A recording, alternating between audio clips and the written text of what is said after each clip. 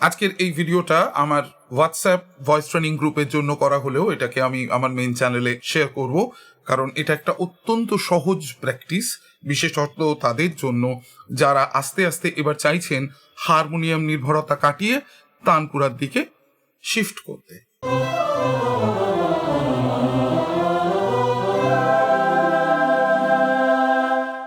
নমস্কার, রবিস্কোপের পক্ষ থেকে আমি সায়ন সেনগুপ্ত। আমাদের এই ডিজিটাল গানের ক্লাসে আপনাদের সবাইকে স্বাগত জানাই।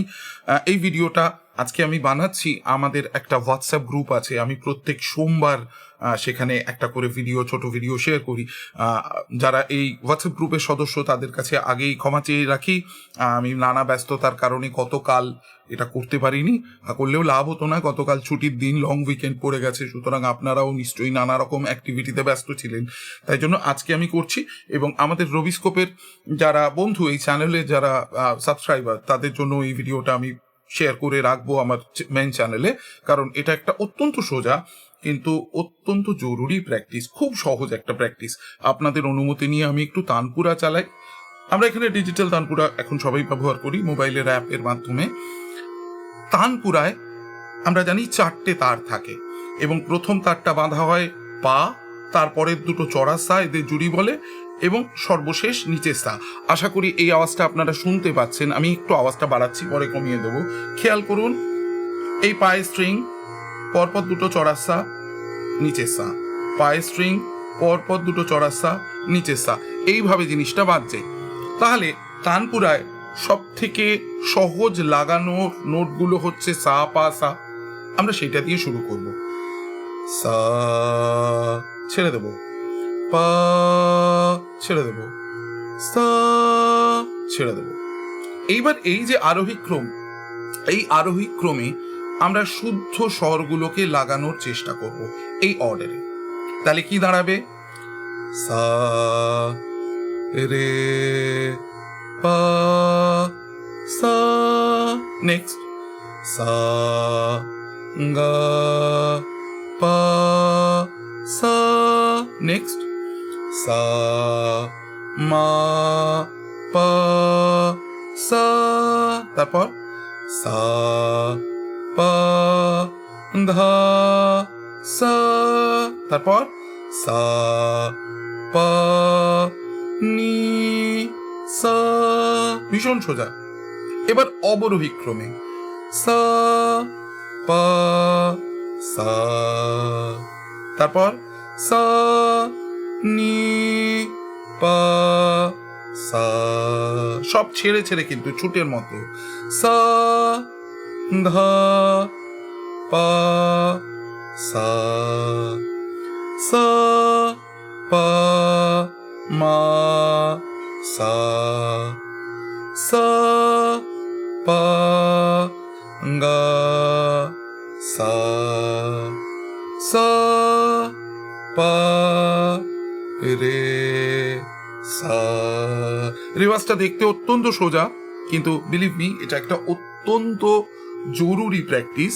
এবং এইবার আমি আপনাদের বলতে চাইবো, এই রেওয়াজটা করতে গিয়ে কি কি করব না।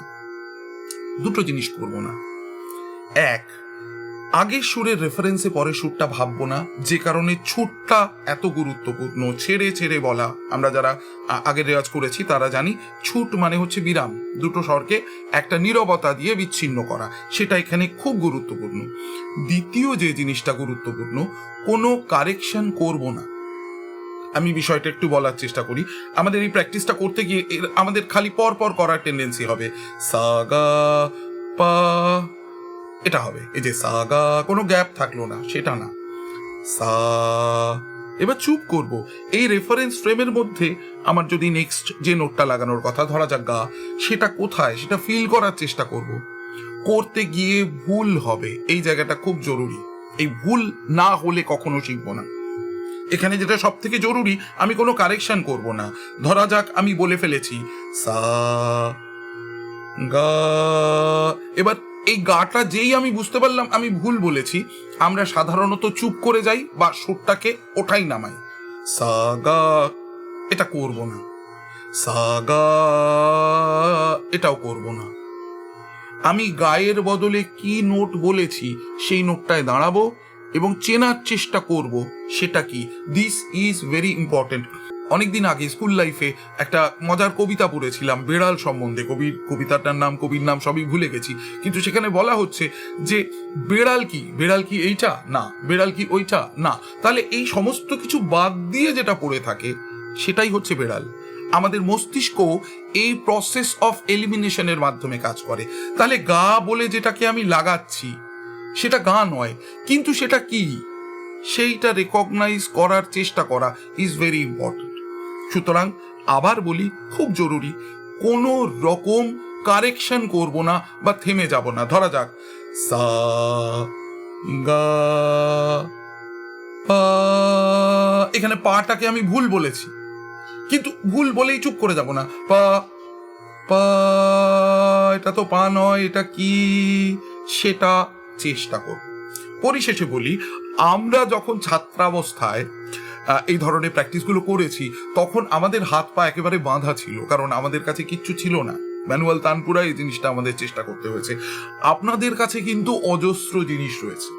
এই প্র্যাকটিসটায় ভোকাল পিচ মনিটর বা স্কয়ার মিটার, এই দুটো অ্যাপ নিয়ে আমি আগে বলেছি চ্যানেলে, আমার স্টুডেন্টসদেরও উৎসাহিত করি। এই অ্যাপগুলো ব্যবহার করা যেতে পারে। অ্যাপ ব্যবহারের সম্বন্ধে একটা টিপস দিচ্ছি। আপনি চোখ বুজে নোটটা লাগাবেন, সব সময় অ্যাপের দিকে তাকিয়ে থাকবেন না, নোটটায় দাঁড়াবেন।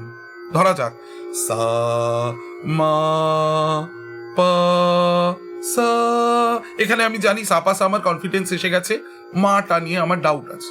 তাহলে চোখ বুজে আগে মধ্যমটা লাগানোর চেষ্টা করব। সা মা, এবার চোখ খুলুন, অ্যাপের দিকে তাকান। আপনি কোন নোট বলেছেন, ঠিক বলেছেন না ভুল বলেছেন, অ্যাপ আপনাকে বলে দেবে। এবং আগেও বলেছি, আবারও বলি, এই ধরনের রেওয়াজগুলো আমরা যারা খুব ব্যস্ত তাদের জন্য কিন্তু খুব এফেক্টিভ। কারণ একটা মোবাইল ফোন আর একটা হেডফোন, এই দুটো থাকলে গুনগুন করে বাসে ট্রামে যেতে যেতেও এই প্র্যাকটিসগুলো করা যেতে পারে। আজকের জন্য এটুকুই থাক। আবার আপনাদের কাছে ক্ষমা চাই, কালকে আমার ভিডিও আপলোড করা হয়নি, আজকে আপনাদের জন্য এই ভিডিওটা। সবাই ভালো থাকবেন, সাবধানে থাকবেন, সুস্থ থাকবেন। ধন্যবাদ।